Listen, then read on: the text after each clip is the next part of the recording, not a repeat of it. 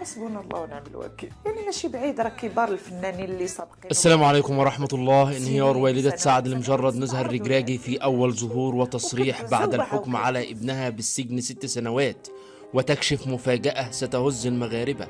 شاهد ماذا قالت.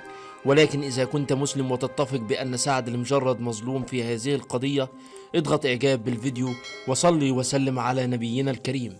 بالأمس أعلنت محكمة فرنسية بالحكم على الفنان المغربي سعد المجرد بالسجن 6 سنوات، وذلك بعد مضي أقل من شهرين على زواجه. ووفق صحيفة لوموند الفرنسية، فإن المحكمة أدانت سعد ب6 سنوات سجنا بتهمة الاغتصاب عقب دعوة رفعتها شابة فرنسية عام 2016 تدعى لورا، وهو ما يعني اعتقال سعد فور صدور الحكم وإيداعه السجن.